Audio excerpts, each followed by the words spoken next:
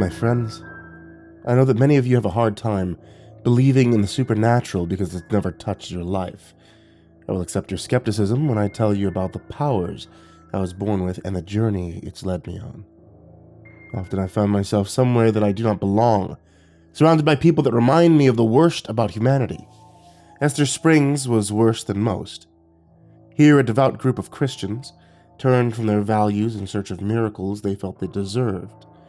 Their selfishness blackened their hearts. But I soon found out there was more to the story. A secret that the town was hiding that would unravel everything.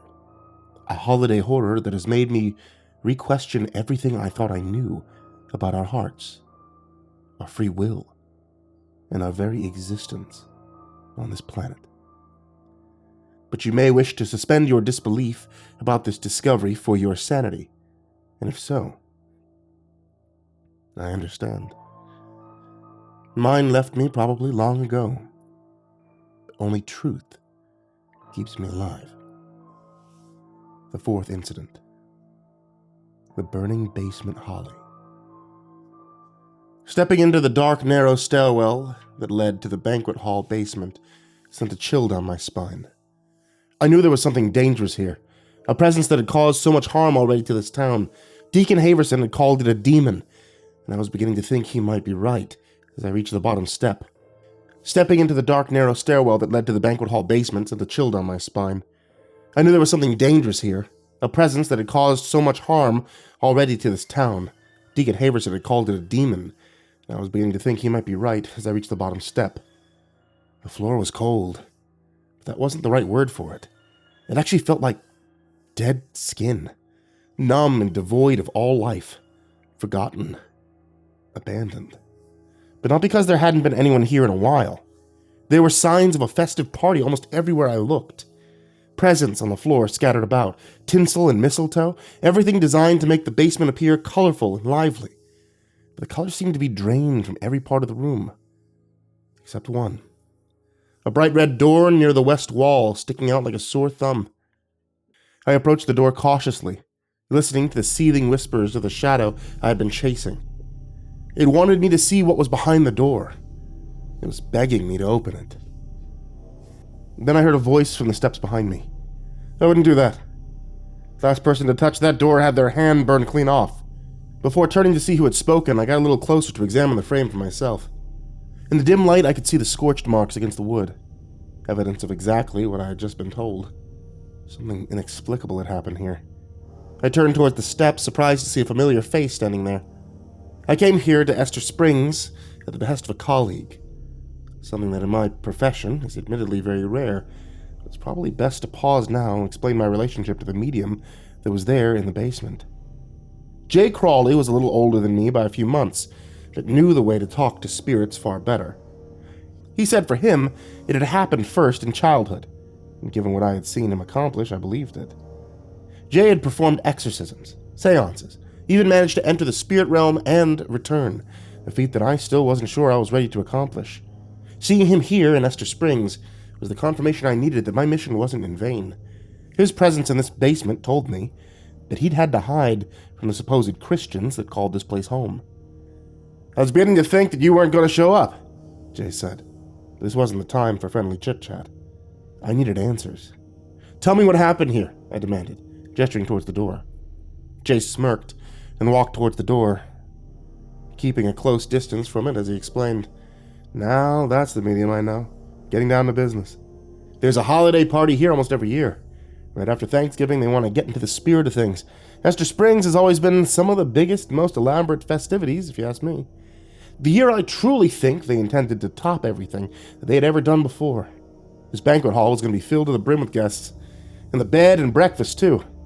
Guess you could say, for a sleepy little town, they depend on the holidays. Too many tourists come and go. Anyway, like any other little town, they have their traditions, things that got started for reasons that people forgot about. One involved the basement, I think. Because long ago, maybe this door used to go to a tornado shelter. Or maybe it was some kind of tunneling system. Either way, it was a plan that never got finished because the door was defunct. It led nowhere except to an empty hole in the wall, not even big enough for a broom closet.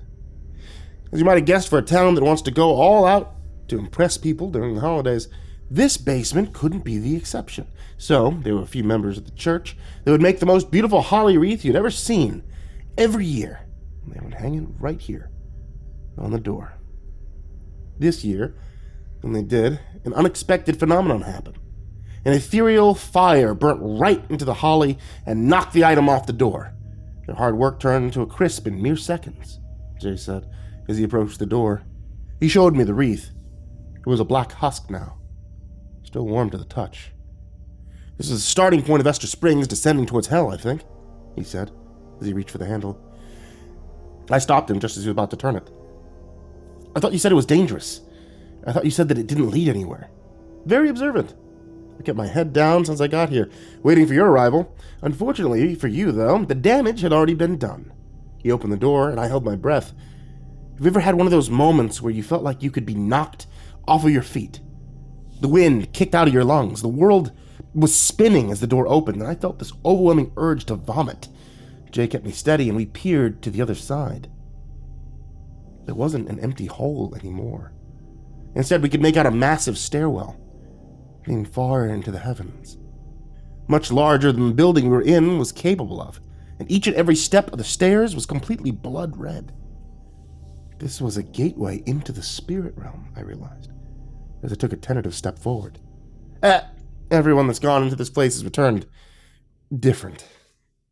Lydia was the first, and after that, this town, it's never been the same. She never told me. Did something block her memories? I asked. I have no idea, but I know what led you here. Same evil I've sensed for days now. Nauseating. The members of the church are listening to its calling. No idea what its end goal must be. It can't be good. I can protect myself from harm and go in. My gift is strong, I told him. I wasn't entirely confident in that statement, but I wasn't about to sit here and do nothing when the truth was right there in front of me. I was afraid to say that, he admitted. Jay, you need to wait here.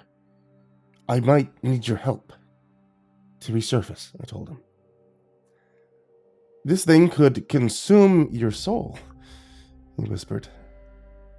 I closed my eyes and listened to the darkness for a moment.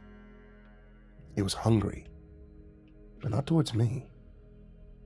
This city was its target. I needed to know why. And let's hope for one more Christmas miracle.